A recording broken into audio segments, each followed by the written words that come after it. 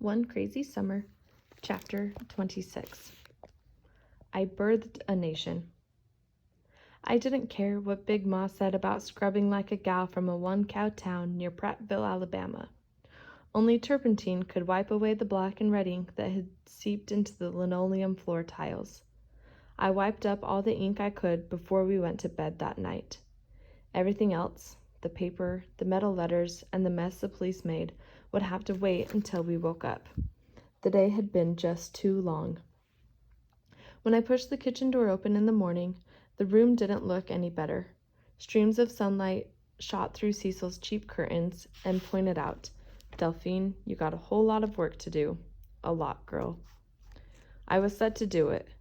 Pick up, put away, clean and mop everything. But I was still tired, which didn't make sense to me.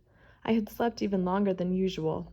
Yet all I could do was sigh heavily when I saw the inside of Cecil's kitchen. Everything that made me tall, able, and ready to do what had to be done made me sigh. I picked up the broken stool, the seat, legs, and scattered wood chips, then brought the pieces out to the trash can. There was nothing I could do about the printing machine. It was too heavy. I used all my strength to sit it up right on the floor. I wiped the rollers and laid them on top of the machine. Then I called Vanetta and Fern out of bed and put them to work helping me. Without a squawk, Vanetta gathered up all of the paper, and there was a heavy snowfall of paper. She made different piles. The scuffed and dirty papers went in one pile. The rally flyers went into another. The sheets of poetry with Cecil's poet name, Nazila, printed on the bottom, went into another. Vanetta spent most of her time separating out the different poems, and in between, she read them. I had Fern hunt across the floor for the metal letters and put them up on the table where the printing machine once sat. I never realized how many metal letters Cecil had in the drawers and kitchen cabinets. She had boxes and boxes of them, large and small capitals and lowercase letters, different sizes and types of T's. Some more boxy, some more curved, some slanted, but not like Hirohito's eyes. Slanted like a leaning flower stem on a sunny day. Some O's and Q's and C's, long and narrow, others round and squat. All sizes, all types, all over. Was this movable type, like her poem? Each letter to be flung to all four corners? Then Fern found two of Cecil's special letters, the ones she used for her poetry name, the N and the Z. I found the I, L, and A. I polished those with the dish towel.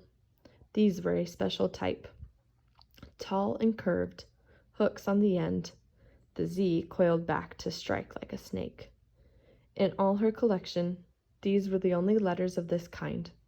I wouldn't be surprised if she had thrown out the other 21 letters, or if these were the only ones she had brought, just so that only her name could be spelled out with these letters. I mopped the floor once the papers, letters, blocks, and mess had been cleared away. We brought all of the letters and boxes into the living room and spread out the tablecloth. We spent the rest of the afternoon sorting through Cecil's letters. It was like a game, finding the right letters, the right type, the right size. I put the Nazila letters in one box by themselves. We didn't know if that was the right way, but at least it was a way. Vanetta took out one of Cecil's poems and read it to us. "I think it's about us," Vanetta said. "Look at the title. I Birthed a Nation." You might be right," I said. "Surely might be." Vanetta said, "We should do this poem." She read it again. It was a good poem for reciting out loud, the same way We Real Cool was a good poem for reciting. And then we joined her, each of us taking a line, one after the other. Then we chose our own stanza, but recited the last one together.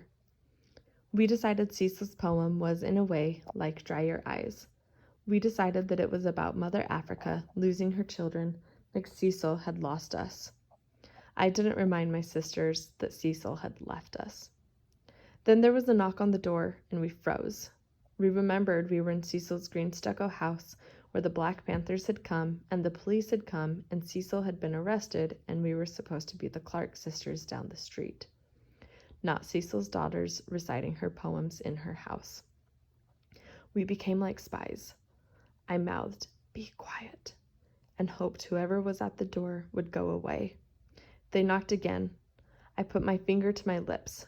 Then Venetta popped her head and looked through the curtain. "It's Hirohito," she cried out, "with an Oriental lady." I didn't know what to be. Mad at Venetta for being her Hirohito crazy self, relieved it was Hirohito, nervous about the lady. I cracked the door open. Hirohito said loudly, "Open up, Delphine. It's me, and my mom." His mother? I looked at my sisters. My sisters looked at me. Venetta flapped her arms wildly, wanting me to open the door. I didn't want to, but I did anyway.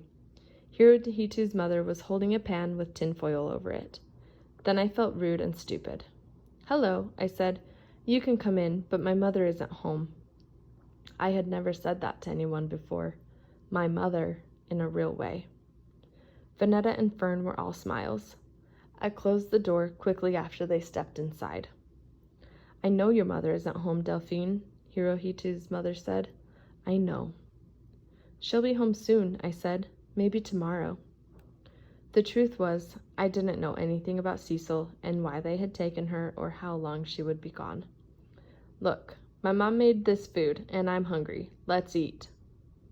To that, Mrs. Woods gave Hirohito a slap against the head and said something to him in Japanese. He said, "Mom, I'm hungry." I was embarrassed that we didn't have tables or chairs. I certainly didn't want that going around the center tomorrow.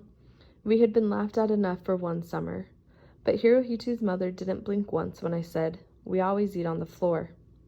She put the tins on the floor while I got the plates, forks, and the biggest serving spoon I could find.